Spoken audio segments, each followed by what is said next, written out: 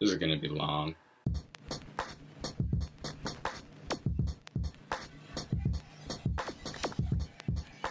My name is Conall, and today I'm going to rip apart the new Star Wars movie.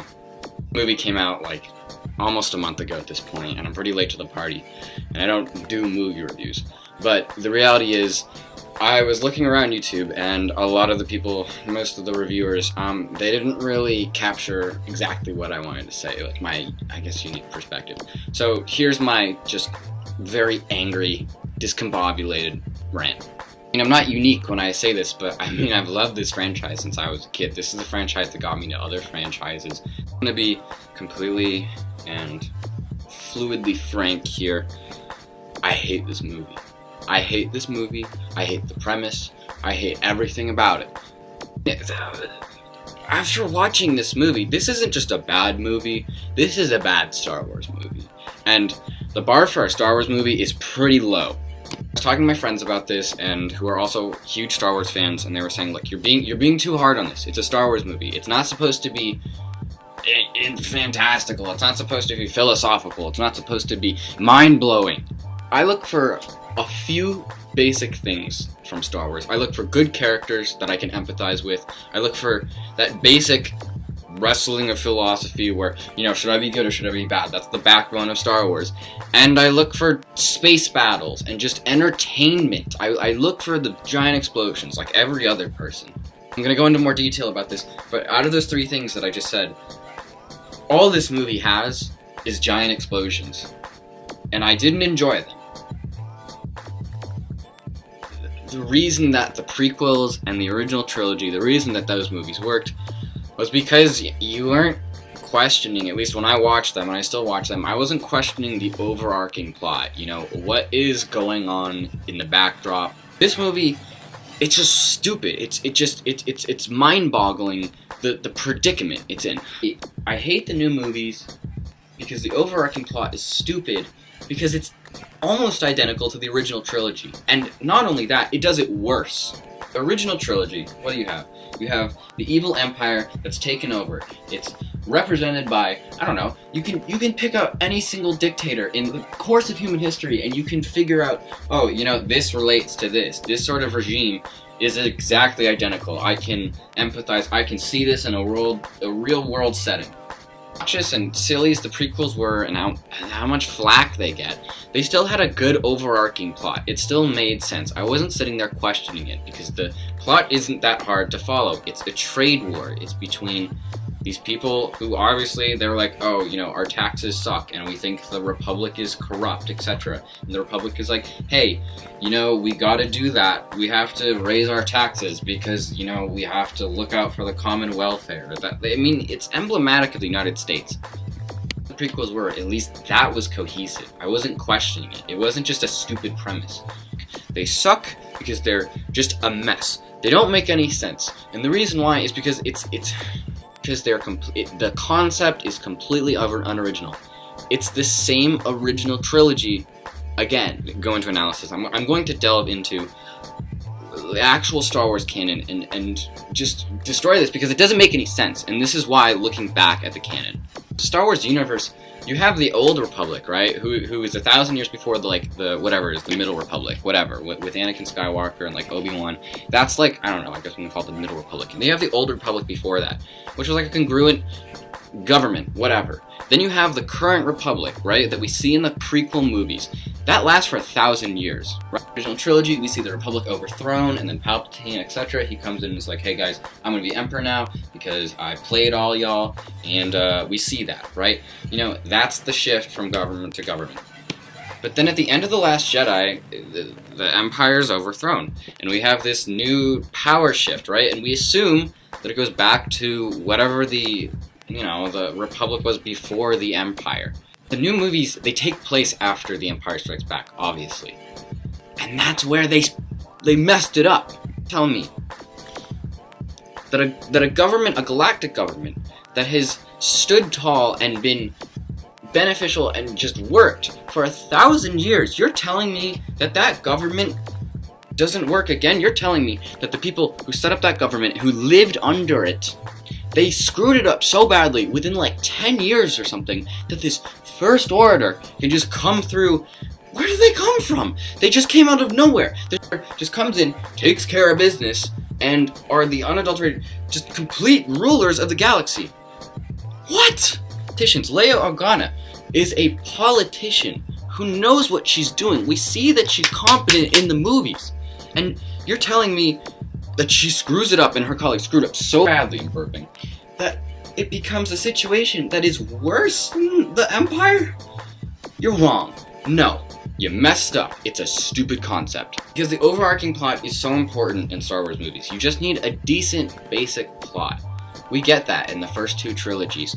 We don't get that here. I know it's supposed to be wars in space. I know that, they wouldn't be able to make other movies. They wouldn't be able to write any sort of movies. You don't have a central conflict. You don't have a conflict that's going to start a war in space. I get that. You're telling me, Rian Johnson, that you have the audacity, and all the cuckolds at Disney have the audacity to try and play this?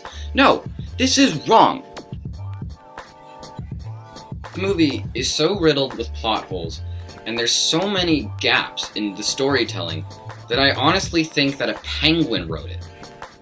There's too many plot holes to count, and there's too many silly, gimmicky, just crap littered through this movie that I could not even come close to trying to define. But I'm going to leave a link in the description because Level Cap Gaming made a great video where he just outlined something like 60 questions he has for Rian Johnson, the director, because he goes through the movie step by step by step and just pulls every single plot hole out. It's things that aren't congruent with the rest of the Star Wars universe and things that just don't make sense in general. I'm going to attack just the overall plot and the reason that I hated it. So the whole plot is just silly to me. But I'm going to touch on one thing, and that's Luke Skywalker and his whole role during this movie. At least in the first part. When Rey finds Luke and she goes to him and is like, "You must help us defeat the Empire. Oh, I mean the First Order. Sorry, they're different." She's going to him and whining to him, and she's like, "Oh, you're somehow going to please help us." Because in the beginning of the movie, when he's not sold, it's almost hilarious the way Mark Hamill plays him. Because Mark Hamill, there's a couple lines in there where he's just like, "What? You're expecting me, just one person, to save 300 people from this gigantic military and save the galaxy? What? What?" Go back and watch it. You watch the scenes in the beginning of the movie where she's whining to try and get him to train her. It's hilarious because he's the only self-aware character in the whole movie. Because he's the only one who's "This is stupid. You're trying to tell me and you want me to come back to help you fight the who's-he what's-its." He's "You don't care." The thing I'm going to touch on is just this one minor plot hole with Rey's character that I found especially glaring. The whole scene where she's touching the dark side, when she's down in the cave on the island and she touches the mirror, and it's just her reflection. I mean, I didn't watch it twice because I didn't want to lose any more brain cells from the movie, but when I was watching it, was that supposed to be a metaphor? Was that supposed to be some kind of hidden wisdom or something about the dark side? Because all it looked like to me was she fell into a cave and then touched a mirror and then there was a bunch of reflections. Someone explain this to me.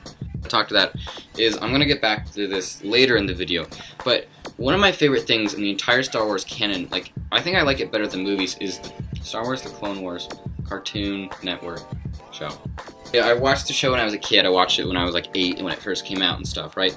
But I've been watching it again because I've been in my Star Wars fix recently because the new movie left such a bad taste in my mouth. And there's a couple of episodes where we have it explicitly where Anakin is, he's fighting with the dark and the light, whatever, and he's trying to figure out what do I do, blah blah blah, and they just do it really well. The whole Star Wars Clone Wars show it's a good show and you can watch it as an adult, right? But it just does it better than this movie. It does it so much better. And granted, did they have a lot more time? Yeah, it was something 60 minutes because it was 3 episodes consecutively. But regardless, the whole cave scene and she's fighting with herself and she her whole convoluted character, and I'll get into this later, but it's just silly. They did a bad job. They did a very bad job writing it. They clearly didn't look at like the old Star Wars canon and like say, okay, what was it before and how do we build off of it? They tried to tear it down and make something else, and it just didn't work. Now, how do I say this? There's good actors in this movie, and there's good performances, but all of the characters are written badly. Daisy Ridley, obviously Mark Hamill and Carrie Fisher, Benicio del Toro I love in general because he's a great actor, but you know, they all had good performances. I can compliment this film on that, but I really am just complimenting the actors because the writers and the producers and the director didn't do anything for that. Every character just, it didn't feel real. It didn't feel like I was watching a Star Wars movie because there weren't good characters. They're just all bad. I'll go through like the laundry list of like each character and why they're just bad. Rey, you know, is our, I guess you can call her the protagonist. And I don't have a problem. I saw most people reviewing and said, we hate her because she's a Mary Sue. And a Mary Sue is like a character that's good at everything, right? But Star Wars frequently has Mary Sues, okay? You have Anakin Skywalker. You have Luke Skywalker. You have Leia. You have Ahsoka. You have, there's a lot of characters, and it's explained in the lore of the film why they're Mary Sues. Because they're like good with the Force, whatever. I don't have a problem with that. Oh, this is just ridiculous. I don't know, this decision by the writing team, or whatever, whoever wrote this stupid movie, the decision to make her parents, Rey's parents, just nobodies? Like, what? She's boring. She doesn't make any sense. I'm gonna get into this with Finn's character. I don't like, because it's weird. I feel like Rey and Finn should have been one character. Like, these characters, they don't really have, like, I don't know, their personality traits are just kind of, they're so generalized. It feels like the writers are trying to, like, engage in this ploy to try and make, like, as many people as possible like this movie. So they're just trying to make the blandest characters that they could possibly make so that they, I don't know, relate with the most amount of people. Like, and that's a stupid choice. I don't even know what Rey's about. I don't care. That's the majority of why I don't like this movie, is because there's so few things that it made me want to care about. When I watch a Tarantino film, I mean, I don't really care what happens, but like, I'm relatively invested. When I watch any other good movie, I care what happens because it's an interesting story. This is not an interesting story, and these are not interesting characters that I want to empathize with. The guy with the curly hair, the black hair, the X-Wing pilot, I don't even remember his name or the actor's name because that's how little I care. He just seems like a discount washed up rewrite of Han Solo. He's not special. He's like this flyboy junkie trying to slide into the girls' DMs with his X-Wing fighter, and it just falls short. He's unoriginal. He's not funny. He's not cool. I don't like him. He's dumb. Snoke makes me mad because this guy Snoke. The only reason I know his name is because it made me so angry when I initially watched the movie. I remembered his name. Does that make sense? Okay, in the original trilogies, we didn't hear a lot from Vader, and we didn't really hear a lot from Sidious, personally. We didn't see these villains, but they were bad. They were mean, and that was still relatively new to the genre. And they did it well, you know? You feared them. They were imposing. This Snoke asshole? What? He's dumb. He doesn't make any sense. Snoke, because the whole premise of Snoke, I'm supposed to believe, according to these Disney cuckold writers, that this, fantastic, incredible guy named Snoke could somehow assemble this gigantic First Order and take over the galaxy, which took Sidious, who was a mastermind Sith, years and years and years, basically his whole life. So this guy Snoke does it in 10 years or something. And then why have we never heard of him before? Why is he so special? Who is he? Oh wait, we don't know because he died. Great. I don't know how to feel about this because he was we knew so little about him that I just didn't care. Tried to do this, the writers, but You know, a lot of times in certain movies, the best thing to do, and just in general in stories, the best thing to do is, you know, you want to give as little information as you can to the viewer or the reader, because, you know, the reader's mind is going to try and, like, come up with things like, okay, what's going to happen, blah blah blah, and, like, that encourages your thought, right? That that engages you in the movie. But it's very hard to do. It's a fine line to walk. Time, you either get too much exposition where it's just like bang, bang, bang, bang, like exposition all over the place, and it's like, I don't care, just stop throwing information at me. In this case, this is the perfect case of the opposite, where we have so little about this character who's supposed to be major, who's supposed to be the major villain of the film, because Kylo Ren really isn't this overarching crazy villain, and we just don't know anything about him, and it makes me not care, because it makes me, like, apprehensive. Why? Just why? I don't. He's just not there, and he dies too quickly. Now, is he dead? I don't know. Probably not. I don't care enough to care about any of this. He's probably not dead. They talked about it, you know. He'll come back from the dead somehow with, like, a lightsaber up his ass. I don't care. He's just not fun to watch. Yeah, a good villain is hard to write, but a villain can help make a movie good, and he just made the movie worse. Now this, I don't remember what her name is. The Asian girl that they cast to play this, like, character that falls in love with Finn. Am I, like, mad that they cast a diverse actress for this role? No, she's an Asian woman. And everyone was like, great, we have an Asian girl now in Star Wars, fantastic, you know, diversity, etc.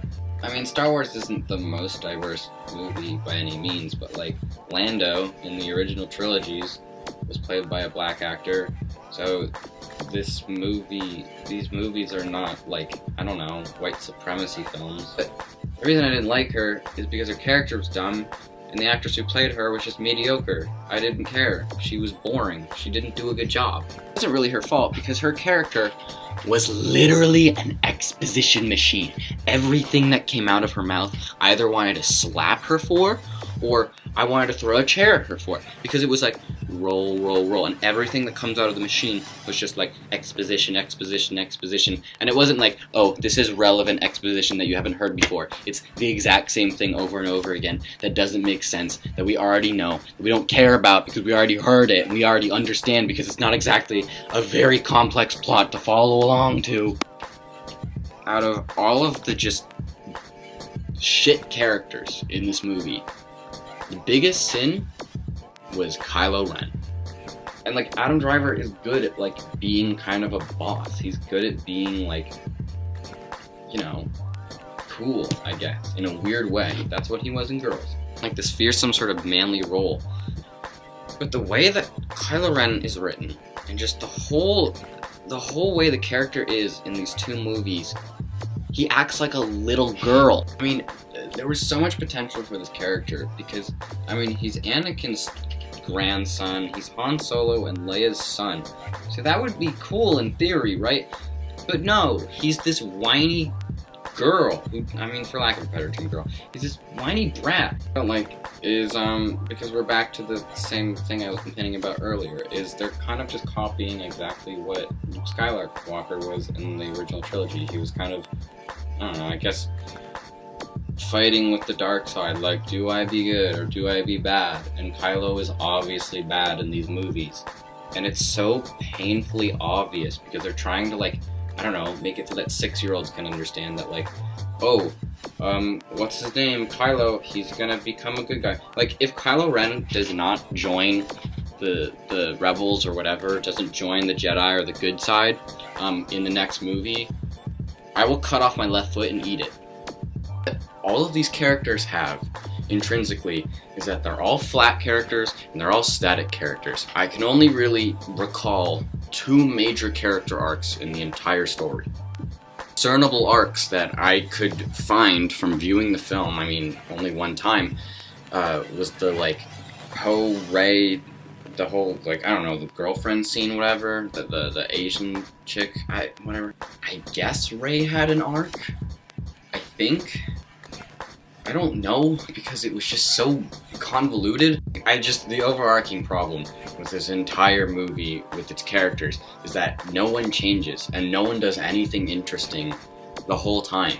Every character stays the same, and every character is just equally mediocre. They're just boring to watch, because one, they don't change, and two, they're not different. When I try and think of the character, and I think like, oh, what makes this character dynamic? What makes this character, likable? What makes this character fun to watch? I can't think of anything. I mean, when I think of these characters, and I try to think of something that, makes them discernible and gives them some sort of personality, the Finn guy, I guess he tries to do the right thing, I guess. The Poe guy is just the discount Han Solo rehash, and then you've got Rey, who... What? She doesn't do anything, really. And that's just why I didn't like any of these characters. I can't empathize with any of these characters. I can't like to hate the villains, because the villain is just dumb and underwritten. I mean, my dog could write better characters. These new movies are Disney trying to sell toys to little tiny children, because that's going to bring in the cash, sweet money, bling bling.